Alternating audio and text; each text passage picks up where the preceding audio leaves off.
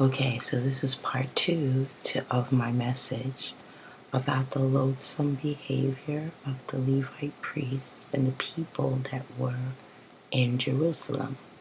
Now, just to recap, what I just finished speaking about is that Ezekiel has fallen into a trance. He's in a vision with God. God has taken him on a spiritual level to show him what truly happens in the city of Jerusalem, which is the high sanctuary for God. And Ezekiel is seeing firsthand spiritually that there are idols erected in the inner courts to other gods. Women are weeping for the god Tammuz, which was a god for another set of people outside of Israel. And that 70 priests have small interpersonal sanctuaries in which they're burning incense and they're praying to reptiles and lower animals. And God is showing Ezekiel that this is loathsome practices and loathsome behaviors. And the word loathsome means disgusting, dirty. So we're just picking up from there. He then led me to the inner court of the temple of Yahweh, and there, at the entrance of Yahweh's sanctuary, between the portico and the altar, there were about 25 men, and their backs to Yahweh's sanctuary, and their faces turned toward the east. And they were prostrating themselves to the east before the rising sun. He said to me, Son of man, do you see that? Is it not bad enough for the house of Judah to be doing the loathsome things that they are doing here? But they fill the country with violence and provoke my anger further. Look at them now, putting that branch to their nostrils. And so I shall react in fury. I shall show neither pity nor mercy.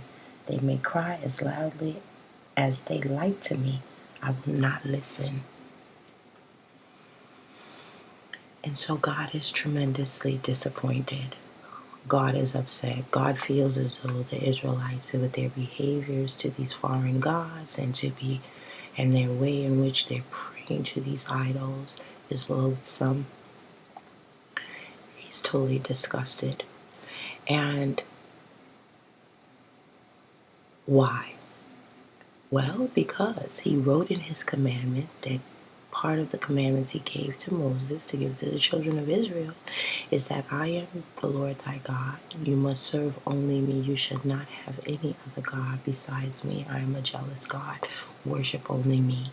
And I'm paraphrasing, of course, but to put it lightly, basically what God is saying is that there's only one God, and that's me. And that's only who you should worship.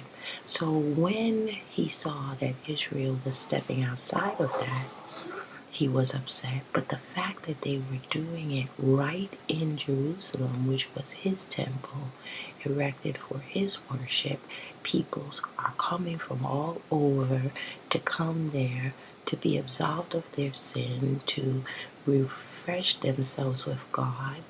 And the people who are in charge of this mission, or this big temple of Jerusalem that's so holy and that's for the Lord, these are the people that are doing the exact opposite. So it's almost like you're going to Walmart, to get a TV because you feel like Walmart is the icon, so to speak, of places where you can get things below market price. And when you get to Walmart, the people that own the Walmart, the people that are working at the Walmart, they're shopping in Macy's. Just to put it in modern day terms. So you could imagine that God was very, very displeased with them. And he wanted Ezekiel to see the level of atrocity that was occurring so that Ezekiel could understand God's punishment on a deeper level. And that Ezekiel would not see God as negative or unruly for what was about to happen to the people of Jerusalem. Because God said to him, I am about to unleash something onto them. And when they pray to me, I am not going to hear them. So in essence, God is letting Ezekiel know, I'm showing you their sin firsthand. I'm showing you their loathsome behaviors. And what I want you to know is that when they pray to me, I'm not going to hear them. And I'm not going to hear them because of what they are doing. And see, the thing is that I believe within my spirit, and just when I read these scriptures, I believe the priest knew God. It is not as if they were not aware of God. They were aware of the commandments because they were the keepers of the Ark of the Covenant with God, which is the commandments. So they were aware. But even in their awareness of what was right, they still continued to do what they felt like doing anyway. And folks, I have to tell you that 2009 is coming to a close, and we're about to enter 2010. And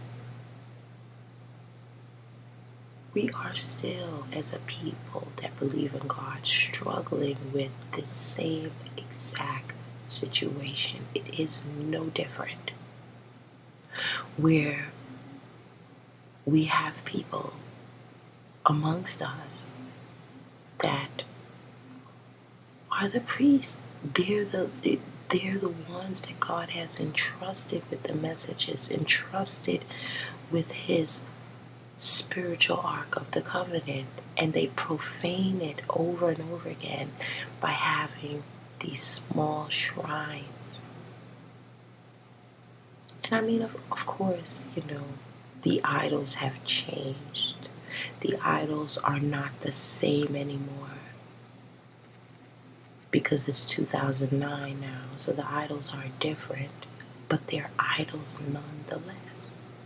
And we have to think within ourselves that if God was to turn our night into day, and we would be exposed on a deeper level for the whole world to see, could we still stand and worship God?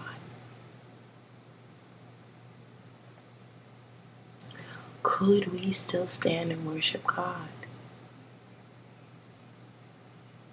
And you see, what I want to say is that this is where it will evolve.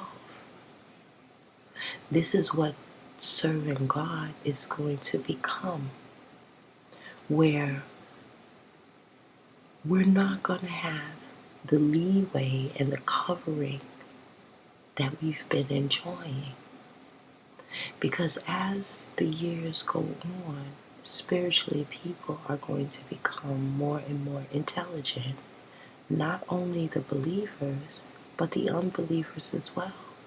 So it's going to start to get harder and harder to hide what you're all about. People will know. People will see. And that is why it is of critical importance that we as believers behave in a way that makes sense. Behave in a way that is likened unto God. And when I say that, I'm not talking about the open, popular sins, but I'm talking about your inner sanctum, your inner beliefs, your inner intentions, because those will be seen as well. And it's going to get pretty serious. It will become serious after a while.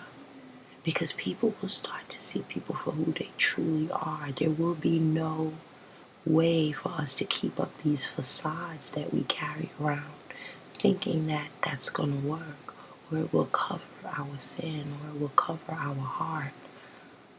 The manifestation of who we are, it's starting to come out more. You see it more and more in the household of faith. People's manifestation of what they're really all about is starting to be seen by everyone around. Because we are becoming more spiritually intelligent as we move forward. We are evolving. Bless the Lord. I'm thanking God, and I thank you for listening to me. And I love you with the love of God.